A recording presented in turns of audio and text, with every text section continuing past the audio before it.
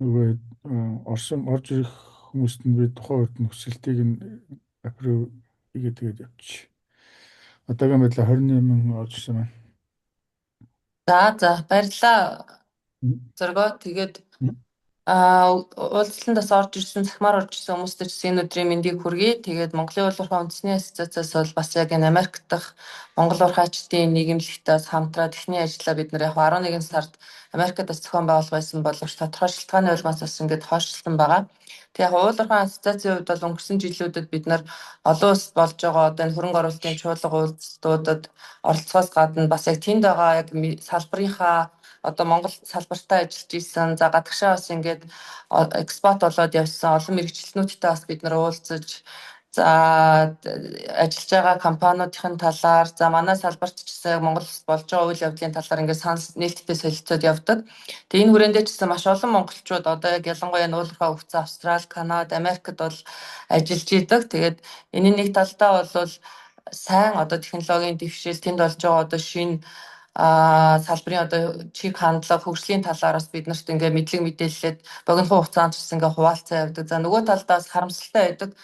Мэдээж манай улсад одоо эрсдэлгийн салбар одоо хангалттай хөгжиж чадаагүй зарцсан байгаанаас яг ингээд боловсон хүчин буюу одоо бид нар салбартаа хэрэгтэй нарийн мэргэжлийн инженерүүд бас ингээ гадагшаа урсж явж байгаад бол ингээ харамсдаг. За бидний хувьд бол мэдээж яг энэ уулуурхай салбарын хөгжил нь цаашдаа доктортой өсөлттэй байхын тулд бол хүний нөөц хамгийн чухлаа. За энэ хүний нөөцийг чадварчуулах, бэлтгэхээс эхлээд чадварчуулах, мэрэгшүүлэх ингээд энэ ажлууд бол хийх ёстой гэдэг дараас ирээдүйн инженер гэдэг энэ хөтөлбөрөөр гаргаад ингээд багагүй хугацаанд бас явж байгаа.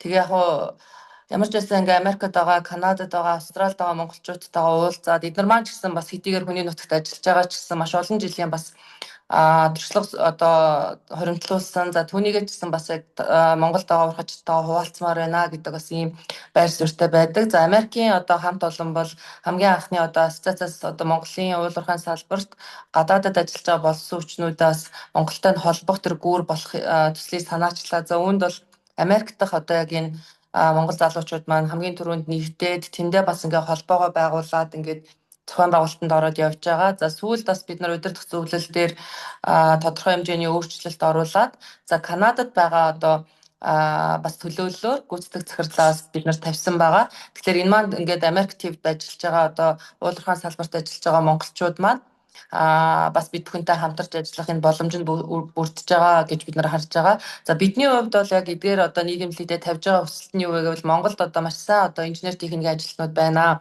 За эднэрийг бас ингээд бид нар internship хэлбэрээр бас яг энэ олон улсын одоо туршлагыг судлах иймэрхүү боломж болцоо нь юу байдгийг. За эргээд бас эндээсээ бид нар юм богино хугацааны хөтөлбөрөөр ямар одоо мэрэгшүүлэх чиглэлээр боловсон хүчнээ цаашдаа одоо хөгжүүлэх боломж байдгийг гэдэг дээр бас боломжуудыг бол эрэлхийлж бас эднэртэйгээс ингээ хамтарч ажиллаж байгаа. За эхний уулзалт маань бол бид нар Канадад одоо 3 сард болох PDAC-тээр бас ингээд Монголоос очиж байгаа төлөөлөлттэйгээ бас уулзалтуудаа ингээ биет байдлаар хийя гэдгээр ингээ төлөөлөд явсан. Тэгэхээр цаашдаа бас яг та бүхэн өнөөдрийн энэ уулзалтаас тодорхой хэмжээний бас хамтын ажиллагаа цаашдаа яаж үргэлжлүүл зүгээр үү гэдэг дээр бас бүгднээс нь санаа гарах болов уу гэж найдаж байна. За ямар ч байсан Америк дахь монголчуудын уурхай нийгэмлэгт бол яг гол одоо уурхай үйлдвэр за засвар бэлэн байдал за тэгээ ESG геолог гэсэн энэ нөхцөл чиглэлүүдээр одоо яг мэрэгчлэнүүд бас орсон байгаа удирдах зөвлөлтөнд. Тэгэхээр яг энэ чиглэлийнхаа бас одоо экспертүүдтэй бид нар хамтарч ажиллах боломж нь бас бүрдэх болов уу гэж бодож байна. Тэгээ өнөөдөр бас яг энэ нийгэмлэг маань биднэрт бас ихний танилцуулга хийгээд Америк ТV-д байгаа одоо уулуурхайн салбарт өнөөдөр явж байгаа чиг хандлага цаашдаа хэрэгхээр байна. За Монголтойгоо хэрхэн хамтарч ажиллахаар байна гэдгийг танилцуулга ингээд хийгээд явахаар байгаа. Тэгээд өнөөдрийнх нь бас цахим уулзалтнаас амжилт хүсэж байна. За баярлалаа. За баярлалаа хэдэн тэгээд.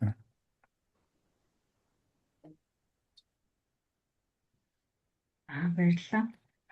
За тэгвэл би өмнөх слайд руугаа чагаад. За ер нь би танилцуулъя авчдаа. Манайх байгууллага маань 2024 оны 10 сараас үйл ажиллагаа явуулж ирсэн. Одоогоор 5 гишүүнтэй үйл ажиллагаа явуулж байна. Ганцориг, миний бие Солонгоо, Эрдэнэтуяа, Захирал, Түмэн, тэгээд Айбек гэсэн хүмүүс байгаа. За Эрдэнэ туяа захирлын танилцуулга байна. Уул уурхай салбарт 20 жил ажилласан, олон том компаниудаар ажилласан, маш үр дүнтэй ажлыг одоо яг Монголын үндэсний уул уурхай ассоциацт хийгээ явж байгаа. Тэгээд Монголоос ингээд орж байгаа манай board member байгаа. За дараагийн гишүүн маань манай түмэн Salt Lake City, Utah-гаас Utah-д амьдардаг. Тэгээ Principal Mining Engineer Strategic Production Planning Rio Tinto-д ажиллаж байгаа. 17 жилийн ажлын туршлагатай, уул уурхай ажлын туршлагатай. Америк, Канада, Чили, Мексик, Монгол, Гиней гэх мэтчлэн олон улсын төлөвлөлтөөр ажилласан туршлагатай. За ингээд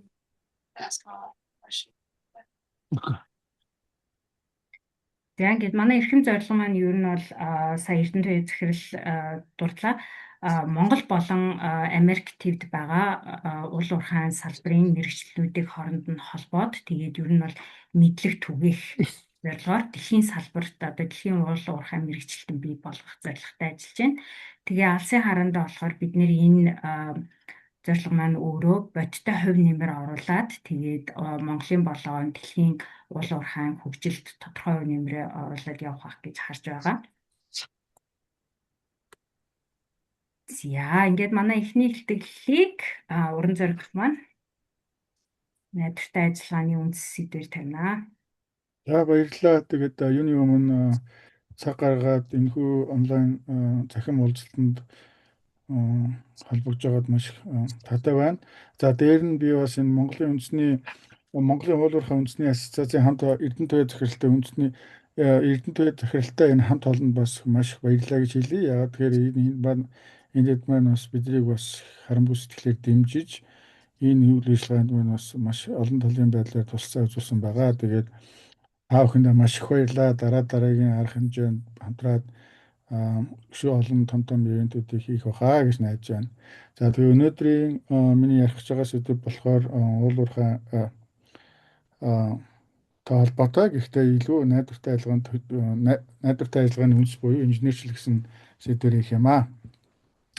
За тэгээ олон жилийн дараа анх удаа тавьж байгаа болохоор жоохон сандраад ах шиг байна. Алдаа энэ дэлгээр бол уучлаарай. За намайг Болдоотэрийн уран зориг гэдэг. За энэ байгууллагыг үүсгэн байгуулагч. Манай байгууллага нь болохоор Денвер хотын Колорадо мужид түрүүн Солонгоос 10 сарын 2024 оны 10 сард үүсгэн байгуулад одоо ингээ үйл ажиллагаа зохион байгуулалт явж байна. За энэ маань болохоор өнөөдрийн арга хэмжээ маань бидний хувьд бол хамгийн анхны юм захим арга хэмжээ байна. За тэгээд давчхан өөрийгөө танилцуулъя. Одоо би одоогийн байдлаар ерөнхийдөө Freeport McMoran Climax Mine гэдэг Колорадод байдаг уурхайд найдвартай ажиллагааны ахлах хийдэг. За ерөнхийдөө Монгол болон Америкийн нэгдсэн улсын уул уурхайнуудад нийтдээ 20 гаруй жилийн ажлын туршлагатай. За голдуу ер нь бол найдвартай ажиллагаа, хөрөнгөний удирдлага гэсэн одоо засвар үйлчилгээ, тэгээд засвар үйлчилгээний Enterprise Asset Management гэх мэтийн одоо филдүүдээр илүү наривчж ажилласан туршлагатай. За ийм хүн байна давчхандаа. За дараагийн слайд. За оршил за эхний сэдв маань юу гэхээр найдвартай ажиллагааны тодорхойлол, ер нь найдвартай ажиллагаа гэдэг нь юу юм? За аль биесний тодорхойлолт нь ямар байдгийг. За тэгээд найдвартай ажиллагааны давуу талууд энийг одоо үйлдвэрт хэвшүүлснээрээ ямар давуу талуудтай юм? За тэгээд найдвартай ажиллагааны гол аргачлалууд. За тэгээд нэг 2 кейс стади оруулсан байгаа. За тэгээд дүгнэлтээ хийгээд ерөнхийдөө миний сэдвүүд дуусна. За тодорхойлолт найдвартай ажиллагаа гэдэг нь тоног төхөөрөмж болон бид хөрөнгүүд нь үйлдвэрлэгчийн тодорхойлсон техникийн шаардлага ашиглалтын гормын дагуу төлөвлөсөн хугацаанд болон нөхцөлд эвдрэл саадгүй ажиллах зарчим ба. Ерөнхийдөө юу гэж хэлээд юм гэхээр бидний хувьд бол одоо уул уурхайн тоног төхөөрөмжн дээр хоёр засварын хооронд ямар ч алдаа эмтгэлгүй гэмтэлгүй ажиллахыг л хэлж байгаа. Тэрийг найдвартай ажиллагаа гэж хэлээд байгаа. За дараагийн слайд. За тэгээ уул уурхай ба үйлдвэрийн орчин найдвартай ажиллагааг яагаад бид нэр чухалчилж хардаг вэ? Ялангуяа Америкт бол одоо манай компани ялангуяа Freeport McMoran бол найдвартай ажиллагаан дээр бол маш их мөнгө зарцуулдаг. Энэ дээр бол маш ач холбогдол өгдөг юм компани. За тэгэхээр би эндээс юу харж байна гэхээр найдвартай ажиллагаа хэрвээ та бодитоор хөвшүүлж чадах юм бол мэдээж хамгийн түрүүнд аюулгүй ажиллагаа сайжирна. За тэгээ үйлдвэрлэлийн төлөвлөгөөгүй зогсолтуудыг бууруулна. За зардлыг багасгана. Энэ маань ямар зардлууд орж ийн гэхээр мэдээж тоног төхөөрөмжөөс хамааралтай эвдрэглийн зардал, засварын зардал, материалын зардал, хүн хүчний зардал гэдэг энэ бүх зардлууд багасна. За тэгээд үйлдвэрийн бүтээмжийг өсгөнө. За тоног төхөөрөмжийн ашиглалтын хугацааг сунгана. За тэгээд бүтээгдэхүүний гарц улам чанар сайжирна. За дараагийн шийдвэр нь эрдэнэ нөгөө сүүлийнх нь юу харагдахгүй нь дэлгэцэн жижигрүүлт юм уу? За ажилчдын ажиллах орчин олж байна. Ажилчдын ажиллах орчин за хандлага сайжирна. За дараагийн слайд. За найдвартай ажиллагааны үндсэн маш олон аргачлалууд байдаг. Томоос эхлүүлээ, жижиг үнэтэйгээс эхлээд үнгүү ч юм уу те. Маш олон аргачлалууд байдаг. За би зүгээр энэ дээр голчлоод зүгээр яг 8-ыг нь л авсан. За энэ болгоныг би детальчж ярихгүй энэ удаагийн югаараа. Ерөнхийдөө энэ үндсэн аргачлалынхаа 8-ыг дуртай авчихна. Яг нь бидний зорилго юу гэхээр сар болгон бид нэг юм онлайн захин болжалт юм. Гэхдээ тодорхой нэг сэдвийг илүү одоо дэлгэрэнгүй байдлаар тавих юм зорилттой байгаа. Энэ дээр та бүхэн бас өөрсдөө саналыг хэлээд за иймэрхүү чиглэлээр презентацийн байна уу, иймэрхүү чиглэлээр мэдээлэл өгөөч гэх юм бол дуртай хүлээж авах болно. За тэгээд үндсэн аргачлал нь юу гэхээр төлөвлөгөө засвар гэж ярьдаг. Мэдээж энэ календар дээр суурилагдсан байдаг. За яг төлөвлөгөө засвар маань болохоор ерөнхийдөө нөгөө work management буюу ажлын менежментийн доор явдаг. Гэхдээ төлөвлөгөө засварыг бол маш өндөр ач холбогдолтойгоор олон байгууллагууд хийдэг тийм үү. За тэгээ үржилтэн таамагласан засвар үүсгэе гэж ярьдаг. За энэ маань predictive maintenance буюу одоо тоног төхөөрөмжийг оншинсан нөхцөл дээр нь үндэслээд одоо засварын ажлыг тодорхойлдог юм аргачлал байна. За найдвартай ажиллагааны чиглэсэн засвар гэж байна. Reliability centered maintenance буюу одоо тухайн тоног төхөөрөмжийг бүтцийн чиглэлээр нь судлаад тэрэнд тохирсон одоо бас стратеги гаргаж ирээд ингээд төлөвлөлт үүсгээд ингээд үйл ажиллагааг сайжруулдаг юм аргачлал байна. За тоног төхөөрөмжийн гүйцэтгэлийн удирдлага гэдэг энэ болохоор яг тухайн засварын одоо ажил зориулагдсан тусгай систем байдаг. За англиар юу гэж бас олон төрлөөр хэлэгддэг. За ерөнхий гол нэр нь болохоор Computerized Maintenance System, эсвэл Enterprise Asset Management гэж хэлдэг. За энэ маань яг зорилго нь юу гэдэг хэрэг өгөгдлөөр суурлан ажлаа төлөвлөдөг, хуваарлдаг. Тэгээ гүйцэтгэл болон зардлаа хийдэг энэ програм байдаг. За манай ихэнх компаниуд, үндэсний компаниуд, хувийн компаниуд юу ашиглаад байна гэхээр уламжилт буюу Excel дээр ч юм уу эсвэл ERP дээр ямар нэгэн функц ороод тэрүүгээр засвараа хянах гэж үздэг. Гэхдээ яг өнөөдрийн байдлаар бол энэ жоохон амжилтгүй юм шиг харагдаад байдаг. Яг одоо олон улсын хэллэгээр бол биднэрт заавалчгүй юм засварын програм байх шаардлагатай байгаа. За энийг би товчхон оруулсан байгаа. За үндсэн шалтгаан тавт нь болохоор үндсэн шалтгааны шинжилгээ буюу root cause analysis хийдэг байна. Ерөнхийдөө эвдэрлийн шалтгаан нь юу байсан юм? Тэгээд гаргаж байгаа нөгөө энэ гарсан эвдэрлийг ирээдүйд дахиж гаргахгүй тулд бас акшн авдаг. За тэрийгээ бид нэр хэлээд байгаа. За 6-т нь болохоор эвдэрэл нөлөөлийн шинжилгээ failure mode effective analysis гэж ярьдаг. За 7-т нь найдвартай ажиллагааны KPI. За найдвартай ажиллагаан дээр бид нэр маш олон төрлийн KPI хэрэглэдэг. За давчхантай тоног төхөөрөмжийн бэлэн байдал, ашиглалт, тэгээд эвдэрэл хоорондын зай, засварын цаг гэдэг хэмжээлийн KPI-гээр бид нэр үйл ажиллагаагаа хяндаг. Энэ дээр үнэн бодтой шийдвэр гаргахыг зорддог. За 8-нд нь болохоор defect elimination буюу гэмтэл гажиг арилгах. За энэ маань юу гэж хэлээд байгаа гэхээр эвдэрлийг томорхоос нь өмнө баг дээр нь илрүүлээд тэрийг тухайн үед нь одоо засдаг юм аргачлал байна. За дараагийн слайд. За зүгээр энэ кейс стад маань юу гэхээр ерөнхийдөө би зүгээр маш товчхон ярина. Бүгдийг нь унших боломжгүй. За яг уу энэ нөгөө Toyota-гийн Индиана мужид байдаг Toyota-гийн үйлдвэрлэл маань болохоор жил 400,000 машин үйлдвэрлэдэг. 8,000 ажилчидтай. За тэгээд маш олон төрлийн машин үйлдвэрлэх. За тэгээд хэрэгцээ бол маш өндөр байсан. За тухайн хэрэгцээн дээр үндэслээд хэрэгцээн дээр үндэслээд маш олон асуудлууд гарч ирсэн.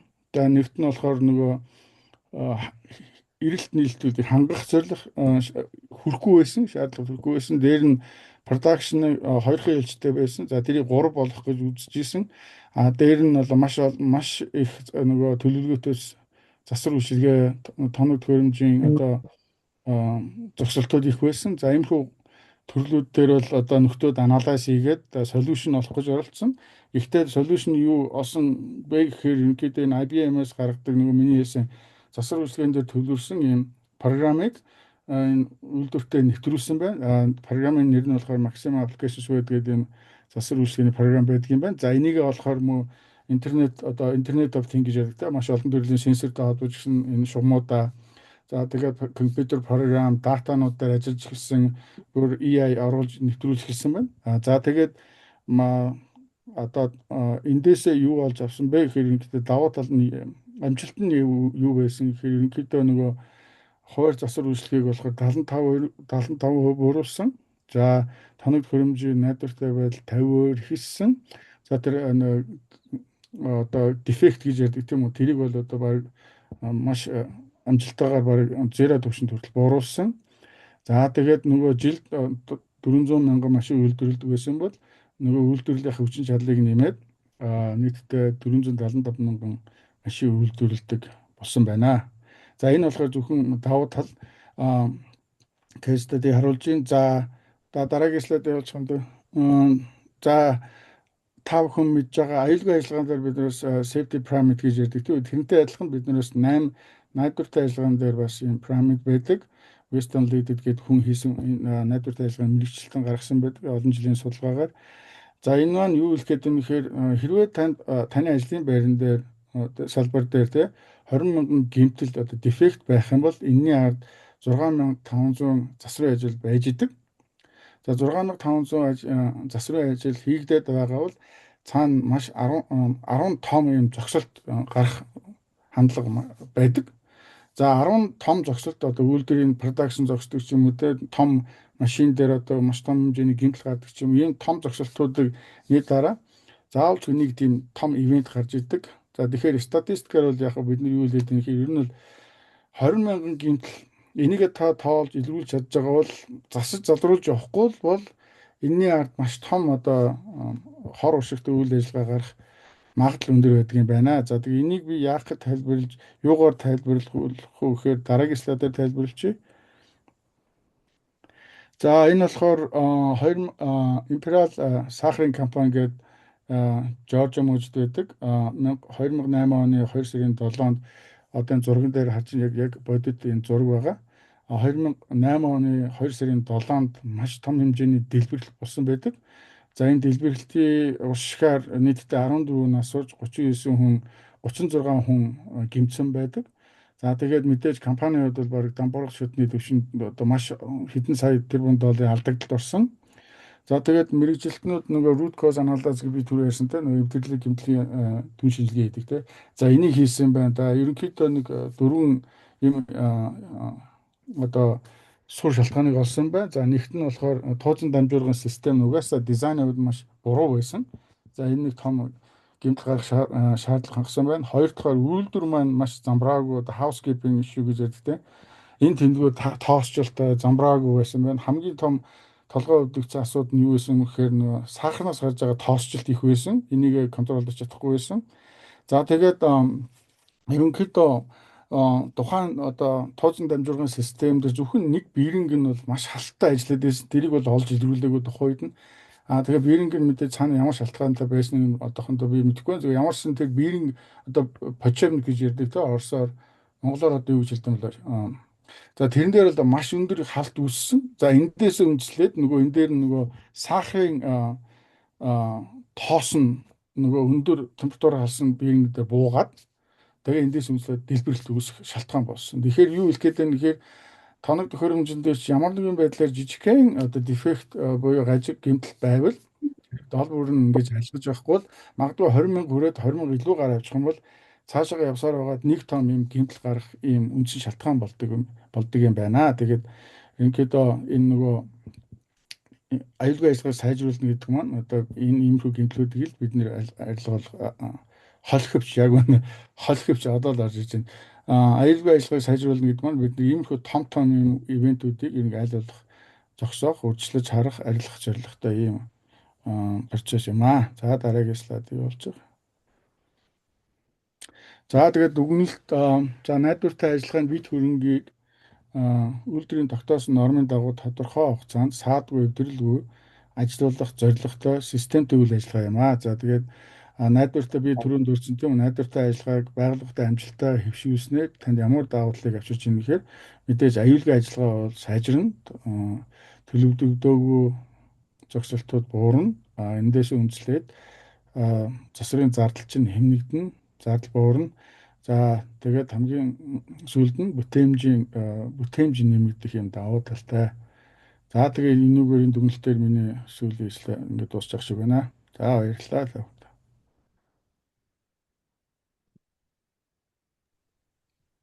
Баярлалаа.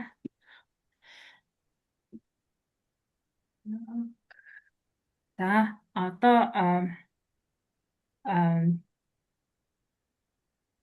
Хойд Америкийн ажилд авах процессын талаар би нэг богинохон слайд танилцуулах хийе. За миний бие Солонгоо, би одоогоор Канадын Торонто хотод ажил амьдарч байгаа. Тэгээд өмнө нь би Испани хүний нөөцийн Atlas Mongolia компанид ажилладаг байсан, үйл ажиллагааны менежерээр. Одоо болохоор би Канадад DMC Mining Services гэдэг одоо гүний уурхайн бүтээн байгуулалтыг хийдэг компанид ажиллаж байгаа. Тэгээ ерөнхийдөө болохоор operation тал руугаа нэлээд их чиглээд ажилласан тийм хүн байгаа. За сэдвээ бодож байгаад ер нь бол ажил хайх процессыг илүү их тайлбарлавал хүмүүс илүү сонирхох юм болоо гэж бодсон. Тэгээд энэ процесс маань би 4 хуваагаад бэлтгэл ажил, анкет дэлгэх буюу ажилдаа apply хийх, тэгээд ярилцлагандаа ороод ажлын саналаа авах гэсэн 4 хэсгээс бүрдэж байгаа.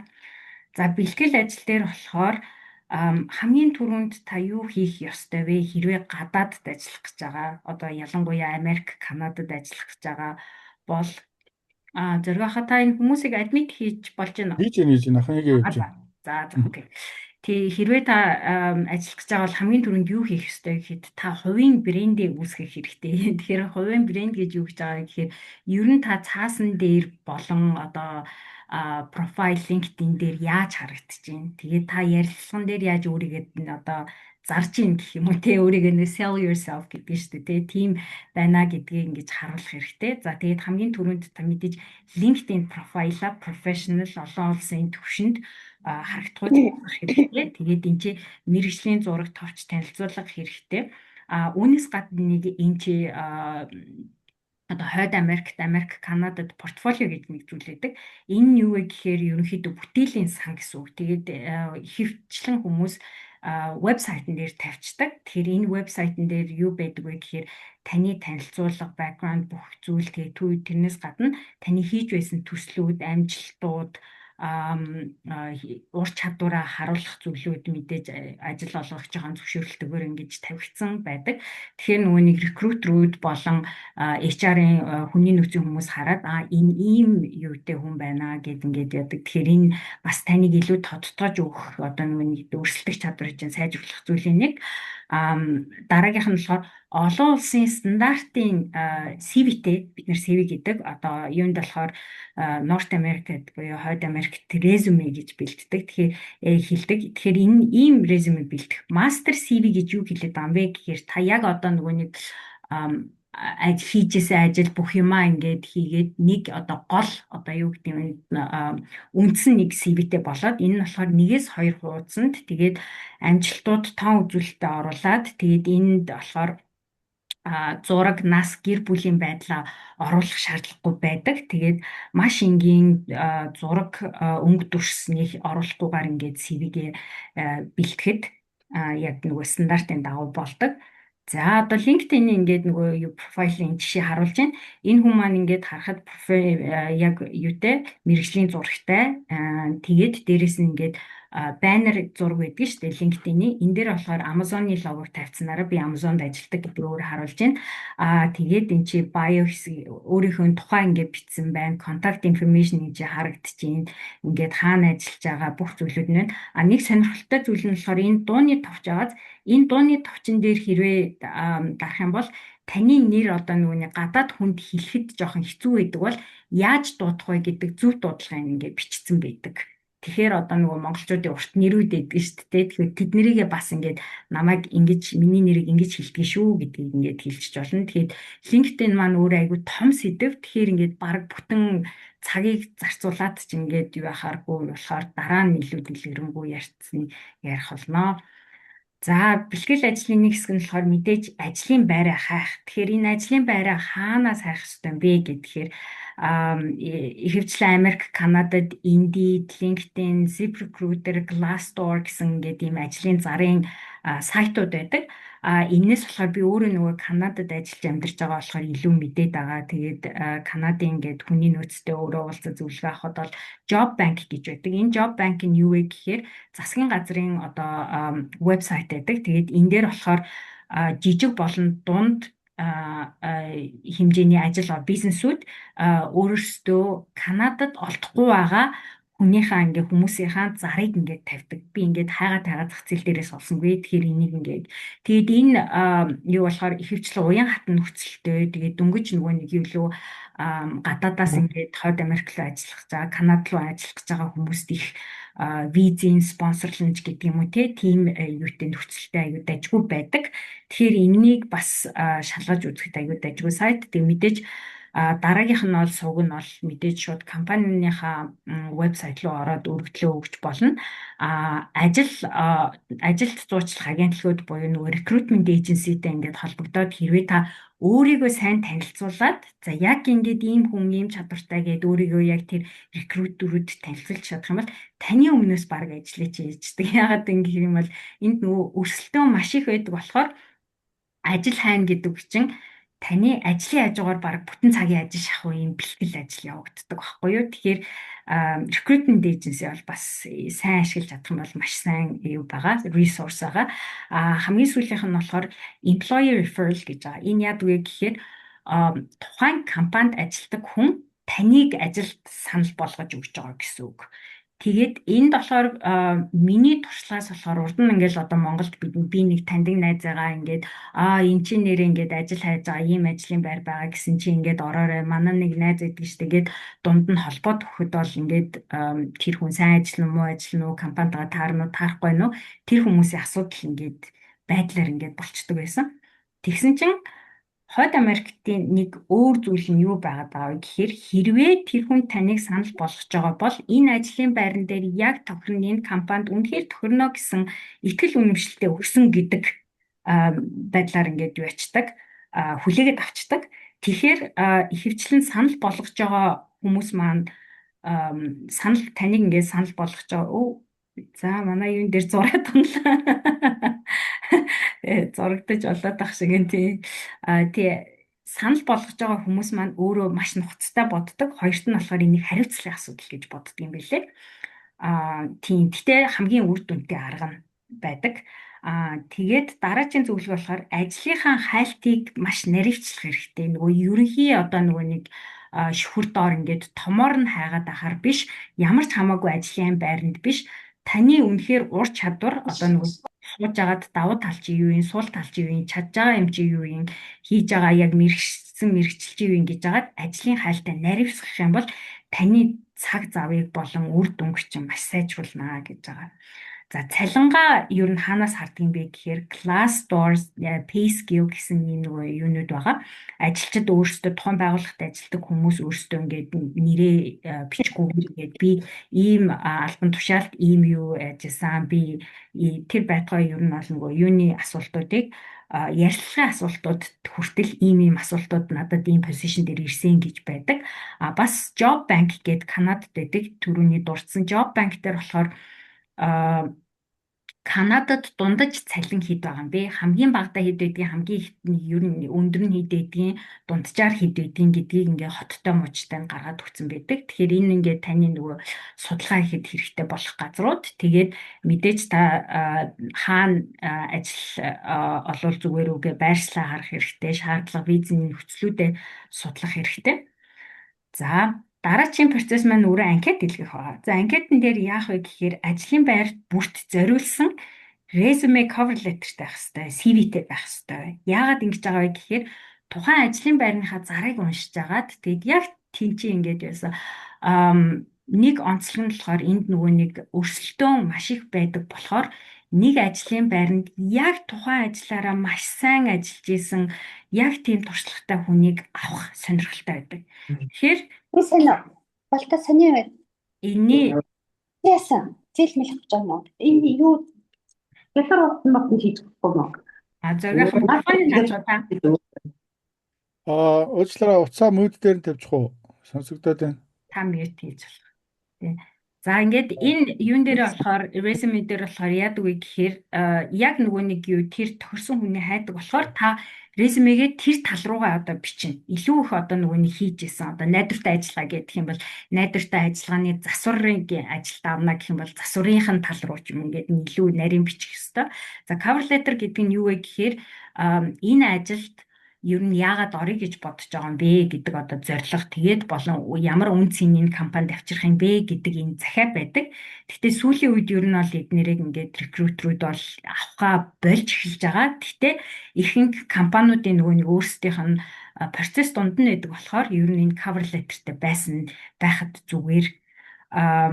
За хүчтэй резюметэй байх хэрэгтэй гэж байгаа. Хүчтэй резюме гэж юу хэлдэг вэ гэхээр таны хийсэн ажлын байр чи өдөр тутмын нөгөө нэг зүгээр ингээд хийсэн. За би А-аас Б ингээд 7-оос юуны 5 цагийн хооронд хийдэг байсан гэхийнхаа оронд би ямар энэ ажил дээр ажиллаж байхдаа би ямар үр дүнтэй ажилласан бэ? Юу хийгээд ямар үр дүн авчирсан бэ? Би одоо 2025 онд ингээд ажиллаж байхдаа найдвартай ажиллагааныхаа гол KPI-ийнхаа үзүүлэлтийн 20% ингээд хангахад ингээд би юу яасан тусалсан гэдэг ийм яг нэг юм юутэй амжилтаа харуулад тэгээд туршлагуудтайгаа уялдуулаад яг тэр ажлын байрандаа зориулж хийнэ гэсэн үг. За тэгээд энийгээ хингээ нөгөө нэг ажлын байрныхаа зарыг хийгээд харж агаад өөрхийн CV-г янзлах гэдэг байгаа шүү дээ тий.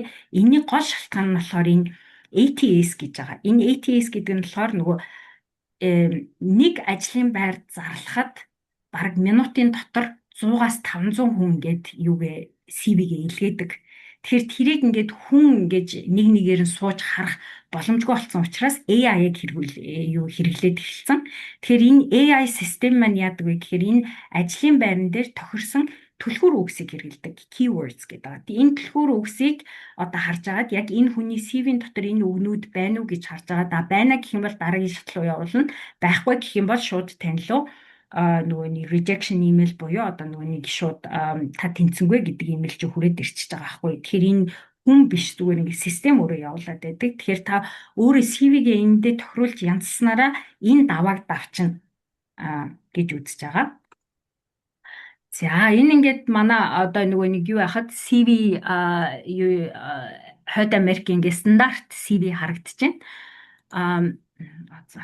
За энэ CV-н дээр ингээд нэрээ бичих хэвээр ингээд summary-га бичих хэвээр хамгийн гол юу нь болохоор үсгийн фонт эдгээр нь болохоор яг professional Arial юм уу Times New Roman-оор хэрэгэлдэг. Тэгэхгүй нөгөө ATS систем лүгөө ороод ирэхээр нөгөө систем маань өөр янз бүрийн фонтуудыг танихаа болчдөг. Тэгээд дээрэс нь өнгө будаг ороод ирэхээр тэр нь алтаа заагаад шууд rejection email буюу таны ингээд юу гэж анкетыг чинь та тэнцэнгүй гэдэг юм авах боломжтой. Гэхдээ та ингээд маш товч бөгөөд тодорхой ингээд өөрийгөө танилцуулах ёстой гэсэн үг юм тий. За ярилцлага дараагийн шат маань та ингээд юу яжлаа таны анкет тэнцээд гараад ирлээ гэхэд ярилцлаганд яаж байгаа. Ярилцлага маань одоо яг юу яхад олон төрөл байдаг. Хамгийн эхлээд бол бидний мэддэг HR-ын ярилцлага, хүний нөөцийн ярилцлага байдаг. За энийг ихэвчлэн утсаар заримдаа биетээр авдаг. Гэхдээ ихэвчлэн утсаар видеогоор AI-аар авдаг. За видео нь болохоор шууд ийм нөгөө conference call гэдэг шүү дээ. Тэгээ өөдөөдөөс харж агаад хүнтэй ярих биш. аль хэзээний рекордод ингээд юу атсан бичлэг орж ирээд танд асуултууд ирнэ. Тэнгүүд та тэр асуултыг сонсож аваад өөрөө ингээд камера нээж агаад хариултаа өгнө. За бүр сүүл рүүгээ AI юутай ярилцлага өгдөг болсон. Ингээд хүнтэй биш AI-тай ярьж агаад ярилцлага өгнө гэсэн. За тэгээж тэрний дараачийн шатн дээр бол technical интервьюнууд орж ирдэг. За таны яг мэргэжлийн тухай. Тэгээ behavioral интервьюнууд буюу нөгөө зан төлөвийн ярилцлаганууд бас орж ирдэг. За final interview гэж байдаг. Заримдаа энэ болохоор panel ингээд олон хүнтэй ингээд сууж байгаад мэдээж ярилцлага өгдөг тийм зүйлүүд байдаг. За энэ ярилцлаган дээр анхаарах зүйлүүд нь бол мэдээж нөгөө түрүүчийн хэлжсэн STAR-MED дээр хариулах. Энэ болохоор та ямар нөхцөлд юу хийгээд ямар үйл хөдлөл акшн хийсний дараа ямар үр дүн гарсан бэ гэдэг байдлаар асуултанд хариулах хэрэгтэй. Компани маш сайн судлах хэрэгтэй. Бүр яг яаж яхад хэрвээ болдог бол тэр дотор нь ажилладаг хүмүүсийг олоод LinkedIn-ээс хайж агаад танаа компани яадаг вэ гэдэг ингээд судалгаагаа сайн хийх хэрэгтэй. Асуултаа бас бэлтжүүл айгүй зүгээр идэг. Тэгээ хамгийн сүүлд нь thank you email буюу баярлалаа гэсэн имэйлийг илгээхдээ эргүүлээд нөгөө нэг би ингээд надтай эргээд холбогдоорой. Би ингээд ярилцлага өгсөндөө баярлж байна. Гэхдээ хэд хоногийн дараа одоо 5 хоногийн дараа та нар холбогдохгүй бол би эргээд холбогдъё гэд ингээд нэг юм эргэн харилцаа холбоо үүсгэчдгээр айгүй зүгээр идэв. Thank you email. За та ингээд ажлын саналаа авлаа. Баяр хүргэе. Тэгээ ажилдаа ингээд орохоор боллоо. Тэгвэл энэ саналд юу багтдаг вэ гэхээр суур цалин багтдаг. Тэгээ benefits буюу одоо нөгөө эрүүл мэндийн даатгал, өөрийн болон гэр бүлийн болон тэд нэр байдаг. Бонус байгаа юу, байхгүй юу гэдгээ бас ярьж болно. Relocation support гэдэг нь болохоор та одоо нөгөө нэг Монголоос одоо ажлынхаа юуг аваад, оффрыг аваад, саналыг аваад эргүүлээд ингээд юу лөө Америк руу хурж ирэх гэж илаа гэхэд та нүүх зардлыг чинь компанид авах боломжтой байдаг. Тэгэхээр энийг бас асууж болдог. Тэг хизээ эхлэх вэ гэдэг start date буюу ажиллах эхлэх өдөр байдаг. За анхаарах зүйлс нь болохоор туршилтын хугацаа хэр хугацаа байх юм бэ? Visa, work permit-ийг ер нь ямар нөхцөлтэйгээр ингээд орж ирж байгаа юм бэ гэд асуух шаардлагатай, ярилцах шаардлагатай. Нэмэлтээр энийг тохиролцож болдог зүйлүүд нь болохоор одоо амралтын өдөр нэг сонирхолтой зүйл нь Монголд ч болохоор нөгөө хуулиараа заасан өдрөөрөө ажилласан хугацаагаараа байдаг бол энд болохоор ингээд нөгөө нэг юугээ амралтын өдрөө би одоо 20 өдөр амралтын 20 ажлын 20 өдөртэй баймаар байна. Танай компани юу гэж бодож ийн гэд энийгээ бас ингэж ярилцах боломжтой байдаг. Уян хатан цагийн хуваар байдгүй. Тэгээд гэрээсээ ажиллах боломж байдгүй. Одоо яг ковидын дараа бол ихэнх офисууд бол гэрээсээ тал 50% нь офисоос 50% нь гэрээсээ ажиллах тийм нөхцөлийг олдог. Мэдээж сайтд ажилладаг бол тэр боломжгүй. За ингээд нэмэлт зөвлөмжүүд дээр болохоор LinkedIn дээр та идэвхтэй авах хэрэгтэй. Нийтлэл бий. Санаа зовлгүйгээр нийтлэл бичиж авах хэрэгтэй. Тэгээд сонирхолтой сэдв гарч ирэх юм бол өөрийг чинь чиглэлийн хүн байх юм бол санал солилцоод ирэх хэрэгтэй. Тэгэхээр яадаг вэ гэхээр таны нөгөө нэг профайлыг чи үзэгдэх юм боломж нь илүү өндөр болоод хүмүүс таныг хайж эхэлдэг.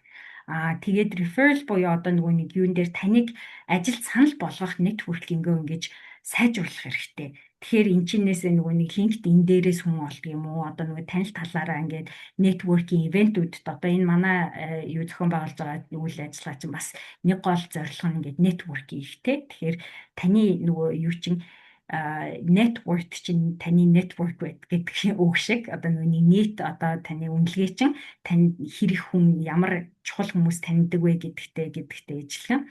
Дараагийнх нь юм болохоор informational interview хийж болдог. Хэрвээ ямар нэгэн ажил дээр ингээд ороод тэр ажил дээрээ ингээд ажлын байран дээр ажиллахад ямар байх болоо гэд ингээд нэг жоохон эргэлзээд юм уу сонирхоод юм уу байж байгаа бол яг тухайн ажлын байран дээр ажиллаж байгаа хүн дээр очиод би тантай ярилцах гэсэн юм аа. Би танаас ингээд хэдэн асуулт асуугаад энэ мэрэгчлэр танай компанид ажиллахад ямар байдаг вэ гэж асуух нь айгүй түгээмэл байдаг. Энд тэрийг informational interview гэж нэрлэдэг.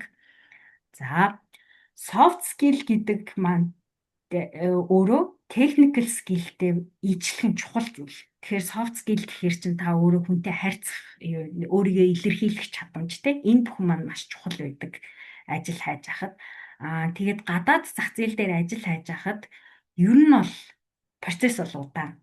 Олон давхар даваатай. Тэгэхээр та төвчээртэй байгаарай. Тэгээ удах магадлал өндөртэй байдаг. Олон улсын сертификат авах нь бол давуу талтай байдаг. Өөрийн таны үнэлэмжийг яаж байгаа. Мэдээж хэлтэй бол хүлтэй. Англи хэлтэй байх нь үндсэн суурь шалтгаан суурь юу нь болчихж байгаа. Requirement нь болчихж байгаа. Одоо нэг шаардлага нь болчихж байгаа. Тэгээ хамгийн сүүлд нь болохоор don't sell yourself short буюу та өөрийгөө бити багаар үнэлээ. Өөрийгөө өндөр юм шаард. Тэгэхээр тэрийгэ харуулахын тулд та өөрөө бэлтгэл ажиллаа сайн хийгээрэй гэсэн зөвлөмжөд байна. За баярлалаа. За манай IBIC орж ирсэн болов уу? Дараагийн бэлтгэлийг манай IBIC хийх байгаа. Ирсэн. Би орж ирсэн байна. Сонсож байна уу? За сонсогч байна.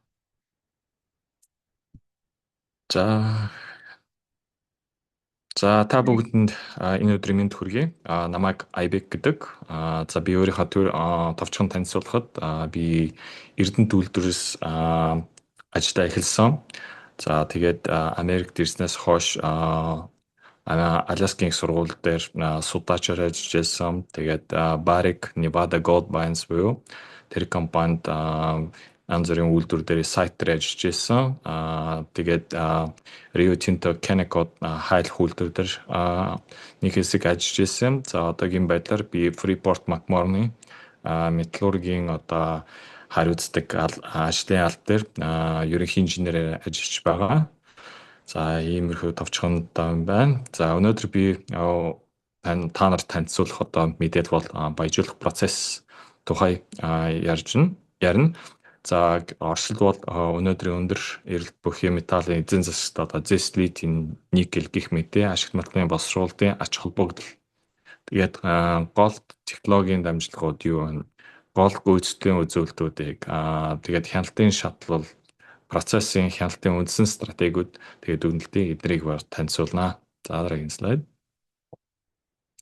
За өнөөдрийн өндөр эрэлттэй металлын эдийн засагт энэ одоо металлууд одоо үндсэн тулгуур бол одоо зэс, литий одоо ховор элемент одоо critical elements одоо үр ашигтай гаргах авахд маш чухал ач холбогдол өгж байгаа.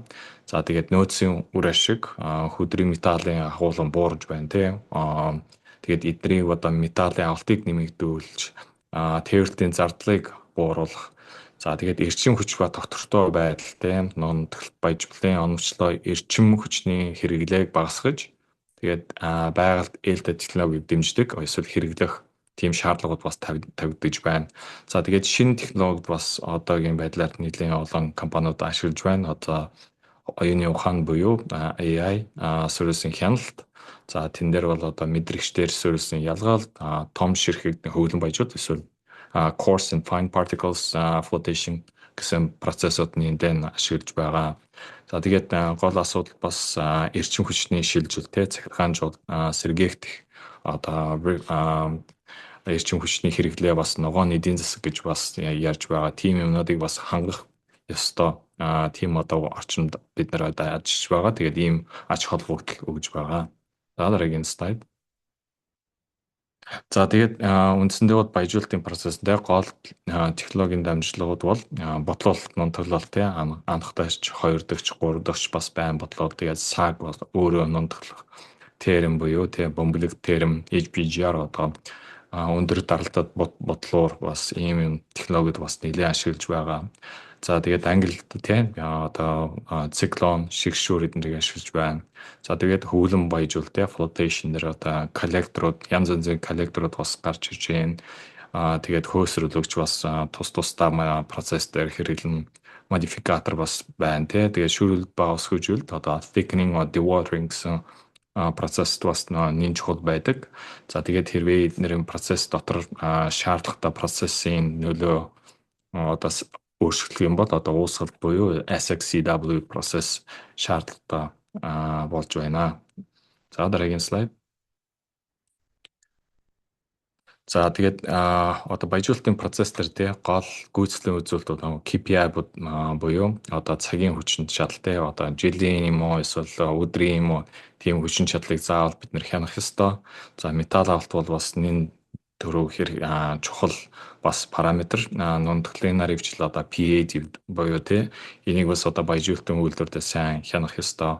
Уралжийн зарцууд тий уралжийн зарцууд бас өндөр байх ёсгүй. Тэгээд эдийн засгийн одоо тийм горимтой шаардлагатай хэрэглээ бас байх ёстой. Тэгээд боломжтой ашиглах тийм процессыг бас байна тийм. Эрчим хүч бас нэлийн чухал сэдв. Тэгээд чухал KPI тийм гол үзүүлэлт усны хэрэглээ одоо янз бүрийн сайт одоо усны хэрэглээ бас маш чухал асуудлууд бас тавьж байна. Энэ дээр бас бид нэр анхаарах ёстой. Процессын хэлбэлцээ тий доктортой байна уу? Яаж ажиллаж байна? Янз бүрийн асуудлууд гарч иж байна уу? Гэсэн ийм параметруудыг бид нэр байнга хянах ёстой. За дараагийн слайд. За тэгээд хяналтын шатлал би одоо дээд түвшний одоо тийм товчхон ерөнхийдөө процессуудын шатлалуудыг тайлбарж өгье. За ерөнхийдөө regulatory control тий процессын параметруудыг одоо байнга хянах ёстой. Урсгал, даралт, түвшин, хүчин чадал, нягт эднэрийг бас бид нар байнга хянах ёстой. Эднэрээс бас хамгийн чухал байдаг. Эднэр бас үндэс бидний процессын үндэс байдаг. За supervisory control гэхэр чи одоо удирдлага тий set point удирдлага бас байна. Хязгаарын зохицуул байна. Тэднийг бас харах ёстой. Тэгээд ерөнхийдөө удирдлагын хяналт гэсэн утгаараа явна л да. За тэгээд дараа нь advanced process control гэж байна тийм. Энэ бас одоо нэлээд олон компанид нэлээд олон сайтууд бас ашиглаж байгаа.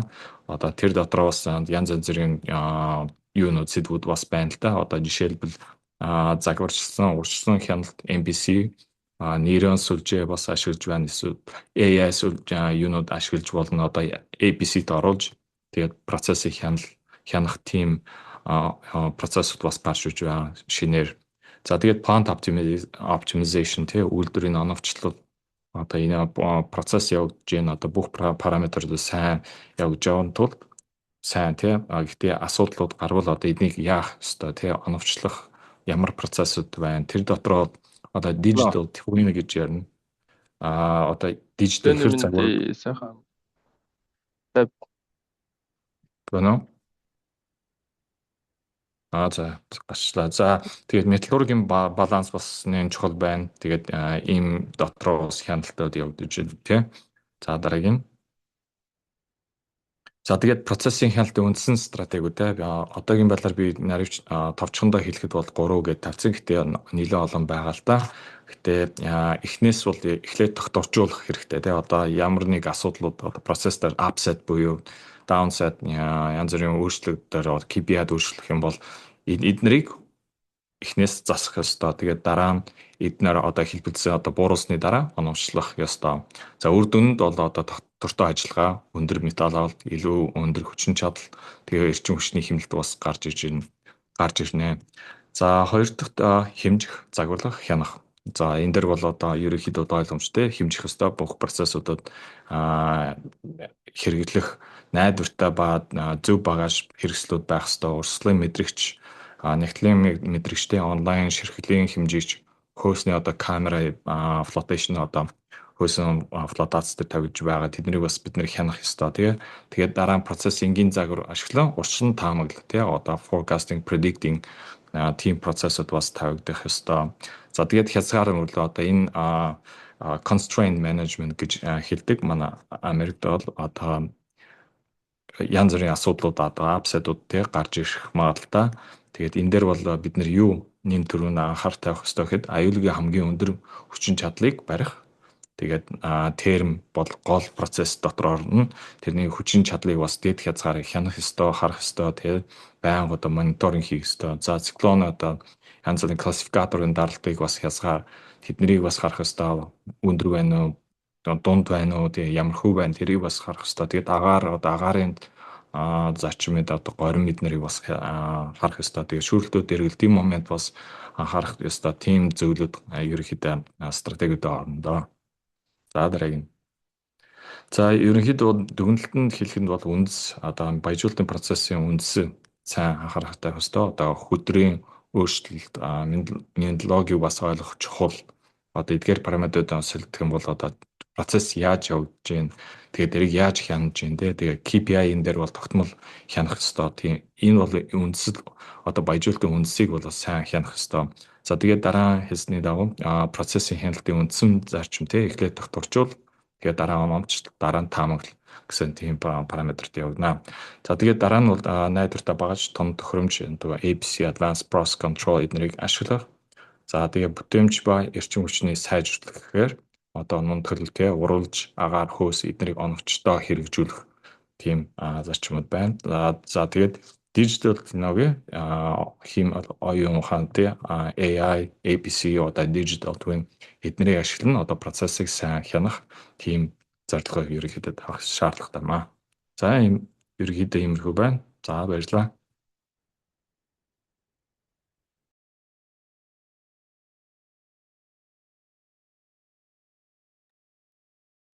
Баярлалаа. Би За зөрөө байна уу? за, байна. Аа, За жоохон дэлгэцээ томруулах гэх. Чи дэлгэцээ томруулах гэдэг үстэй. За тал нь л харагдаад байна.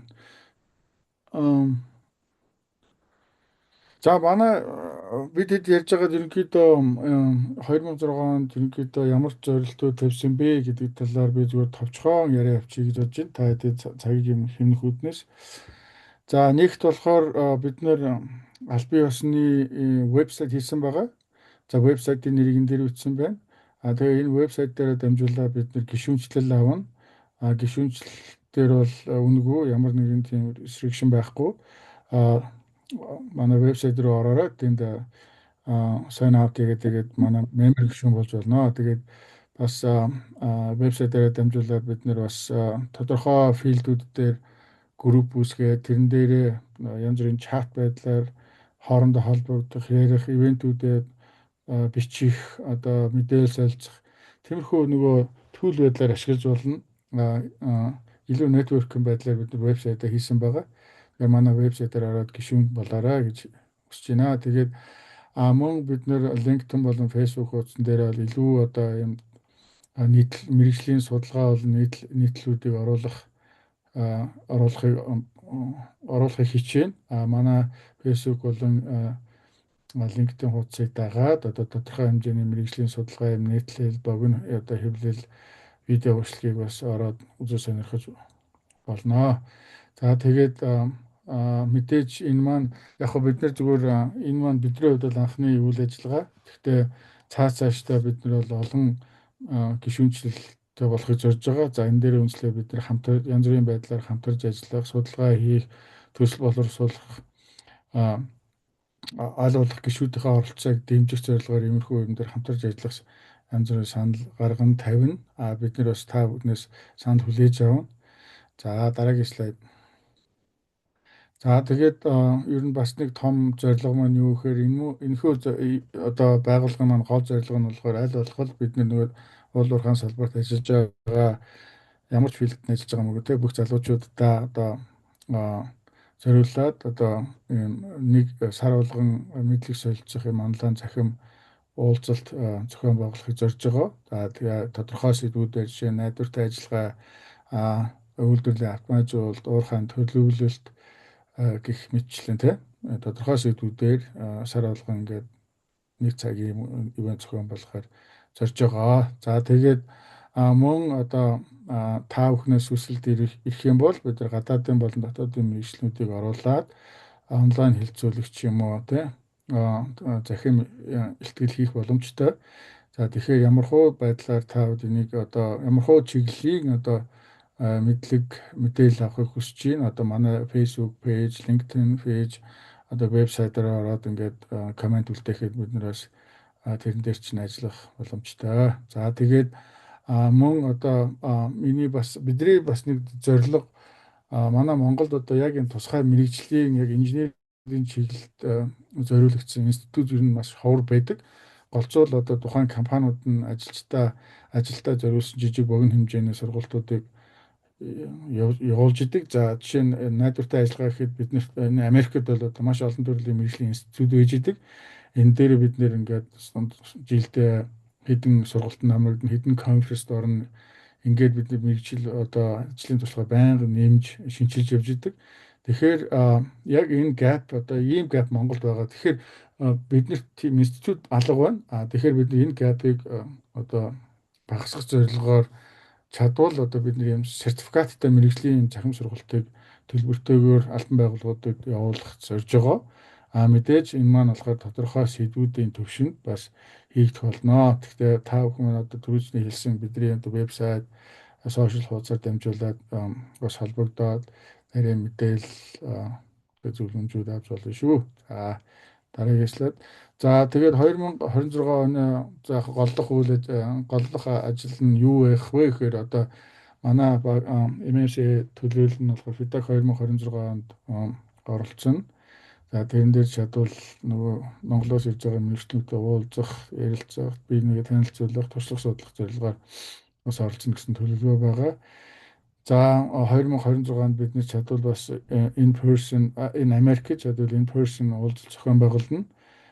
Гэхдээ одоогийн байдлаар тавал гараагүй байна. Хэрвээ бүр болохгүй бол яг өнөөдрийнх шиг нэг онлайн арга хэмжээ зохион байгуулна гэсэн төлөвлөгөөтэй байгаа. За тэгээд та бүхэндээ маш баярлалаа. Цаг гаргаад бидний богинохын хэмжээнд ч гэсэн мэдэрийг сонсоод ингээд сууж байгаад маш их сэтгэлхөдлөж байна. За тэгээд бид нартэй холбогдох юм бол доорх имэйл хаягуудаар холбогдоорой. Бас энд би бид нар утасны дугаараа тавьсан байна. Дээр нь вебсайт пэйжүүдэд тавьсан байгаа. За дээр нь маш залуучууд маань сүүлийн үед сошиал медиануудад маш идэвхтэй байна. LinkedIn, Facebook дээр биднийг бас дагаарай. Тэгээд энэ дээр бас чат үлдээгээд, коммент үлдээгээд холбогдож болно.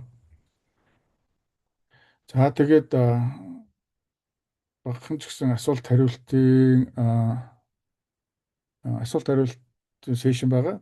Та бүхэн асуулт хариулт байвал бичээд ч юм уу асуугаад явцаарай. За би нэг мессежийг уншиж байна. Энэ дээр болохоор